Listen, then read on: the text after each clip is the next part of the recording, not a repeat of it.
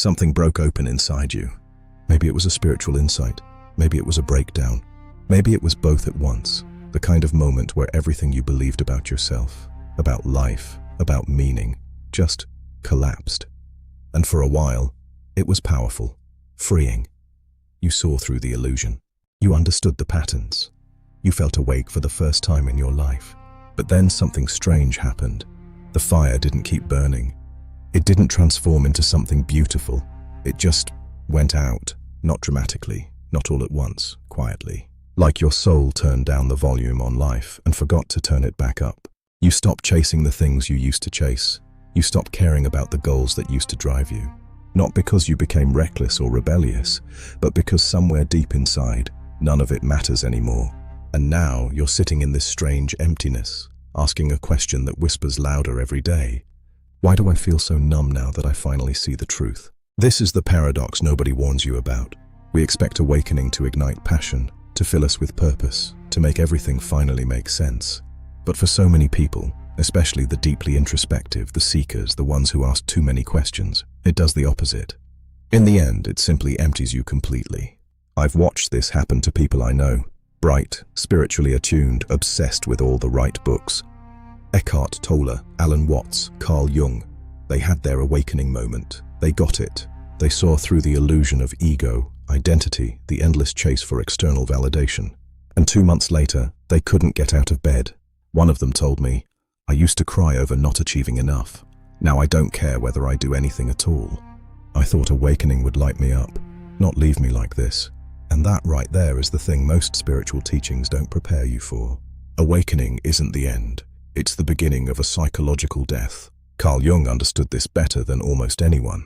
He didn't use trendy spiritual language. He called it what it was, the collapse of the structures that gave your life meaning. Jung said, "Enlightenment doesn't come by imagining figures of light, but by making the darkness conscious." That sounds beautiful, poetic, profound, until you're the one sitting in the darkness, wondering why you can't feel anything anymore. Because here's what awakening actually does. It destroys who you thought you were. The goals, the careers, the relationships, the carefully constructed identity you spent decades building, all of it collapses. And your ego, it's not gone. It's just confused. It lost its map. It doesn't know what it's supposed to want anymore. And without a map, motivation disappears. So you're not depressed, you're not lazy, you're not broken, you're in limbo. You've woken up from something, but you haven't woken up into something else yet. And this space, this void, it's not failure, it's sacred.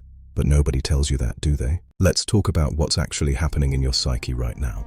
For most of your life, your motivation came from your ego identity, the me you thought you were.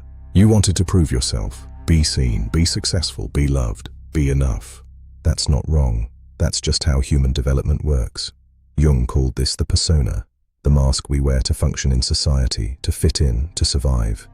But awakening strips the mask. Suddenly, you're not trying to be liked. You're not trying to win the game, because you see the game.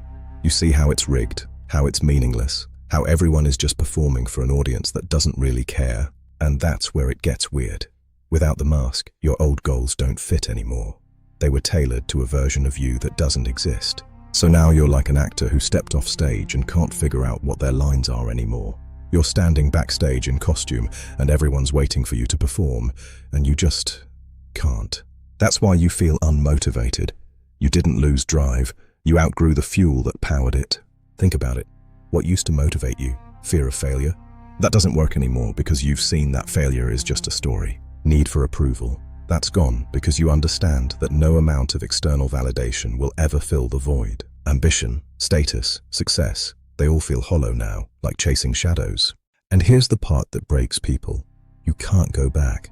Once you've seen through the illusion, you can't unsee it. You can't trick yourself into caring about things that don't matter just because they used to. Jung understood this. He said, we're not here to serve the ego. We're here to integrate it, to align it with something bigger.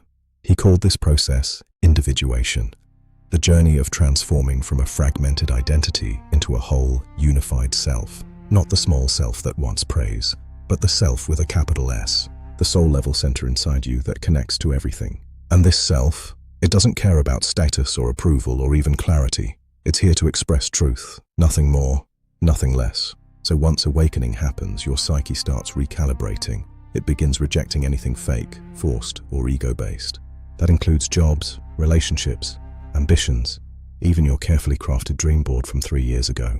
Everything that doesn't align with your truth gets flagged for deletion.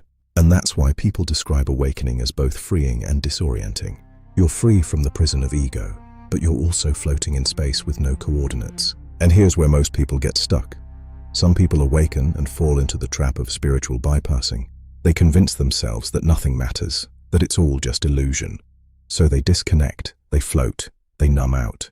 They confuse detachment with disengagement, but the self wants something different. It wants to live through you. It wants to bring heaven into this human body. It doesn't reject the world. It redefines your role in it. It redefines your role in it. But to step into that, you have to go through something Jung described perfectly, and almost no one recognizes while they're in it. There's a phase after awakening that almost no one talks about. It's not glamorous. It doesn't get thousands of likes. It doesn't look like meditating in Bali or writing profound quotes on Instagram.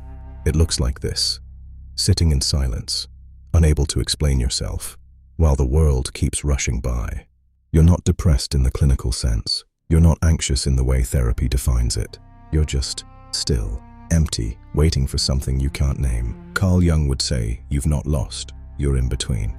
You've disidentified from the ego, but you haven't yet found a new way to live from the self. And this space is not a failure, it's a rite of passage. But in our hyper-productive world, stillness gets misdiagnosed as laziness. Pause gets mistaken for paralysis. So you judge yourself. Why can't I just get it together? Why can't I be like everyone else? Why don't I want anything anymore? And that judgment blocks the very energy your soul is trying to call back. Jung had a term for this psychological pause. He called it enantiodromia, the process where things flip into their opposite.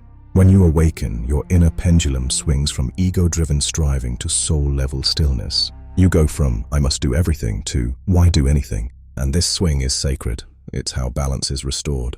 In myth and ancient teachings, this is the hermit phase, the death before rebirth. The moment the caterpillar turns to soup inside the cocoon. Not a butterfly yet, not a caterpillar anymore, just goo. And yeah, goo doesn't get stuff done. It doesn't hustle. It doesn't have a 5-year plan. It dissolves. This is where the ego panics. It wants action, identity, direction, proof that you're not wasting your life. But the self is whispering, let go. I'm building something deeper. Here's where most modern spirituality skips the hard stuff. It teaches just follow your joy or high vibes only. And while intention and energy matter, Carl Jung would tell you, if you try to skip the darkness, you skip the gold. Jung believed shadow integration, facing the repressed, uncomfortable parts of you, is essential for becoming whole. Not optional, not extra credit. It's the core curriculum of being a human soul. This sacred nothingness you feel, this is where the unconscious finally has space to rise. You're not failing, you're metabolizing. Your psyche is incredibly wise. It will stall your motivation, your drive, even your access to clarity on purpose. So you're forced to feel, to witness, to reclaim what you've buried. That's the real work, not the meditation, not the journaling, not the affirmations, the sitting in the void, the not knowing, the surrender. And here's the beautiful twist. When you stop resisting the void, something strange starts to happen. Motivation begins to return, but it feels different this time. It's not anxious, it's not performative, it's not hustle, it's something older, something quieter, a kind of soul-led movement that feels like remembering instead of chasing. Jung called this the emergence of the self, not as a concept, but as a living inner compass. Jung called this the emergence of the self, not as a concept, but as a living inner compass. So you've walked through the void, you've felt the silence, the stillness, the deep pause, and now something new is starting to stir inside you. Not a lightning bolt, not fireworks, more like a quiet inner pull. Not to go back to your old life, but to build a new one. This is where the self begins to speak, not in words, but in nudges, in resonance, in what Carl Jung called the symbolic life. He believed that once the ego has surrendered and the unconscious is integrated, we become capable of living from a place deeper than personality. That's when life stops being about survival and becomes about meaning. And here's the unexpected part. It's often beautifully ordinary. When the self leads, you don't hustle, you respond. You're not motivated by fear of missing out. You're guided by what feels aligned. You no longer chase clarity, you recognize it when it arrives. Living from the self doesn't mean you'll always feel motivated in the traditional sense. You might still feel waves of fatigue, confusion, even grief. That's being human. But what you won't feel is that constant sense of inner betrayal. The feeling of dragging yourself through a life that doesn't fit. Instead, you start to notice things you're drawn to create, even when no one's watching. You say no to things that don't resonate, even if they look good on paper. You start following your curiosity, not your checklist. You choose peace over performance. This is the new fuel, not adrenaline, alignment. Jung called this living symbolically, not in fantasy, but with soul, where you begin to trust your inner imagery, dreams, synchronicities, gut feelings as guidance. So what does this look like in real life? Sometimes it's as simple as asking different questions. Instead of, what should I do? Ask, what's quietly calling me? Instead of, what's the plan? Ask, where is life nudging me? Instead of, how can I prove myself? Ask, what feels honest? You begin to participate with life instead of trying to dominate it. And this doesn't mean giving up ambition, it means transforming it. Ambition becomes devotion to truth, to presence, to growth. And the irony is that kind of energy gets things done way more effectively than ego ever could. But now it's sustainable. Now it's soul-powered. This is the self's motivation, not to impress, but to express. And it often leads you to create, serve, heal, teach, build. Not because you should, but because your whole being says yes. So if you've been feeling like your spark is gone after awakening, understand this.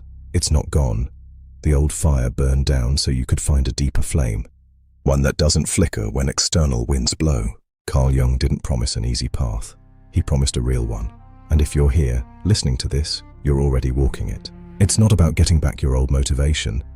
It's about discovering a new one, rooted in wholeness, not performance, in truth, not validation. This isn't the end of your awakening. It's the beginning of your becoming. So here's what I want you to do. Think about one thing that's been quietly calling you. One small thing. Not a 5-year plan, not a grand vision, just one thing that feels true. That feels like a yes from somewhere deeper than your mind. Share it in the comments. You don't have to explain it. You don't have to justify it. Just name it.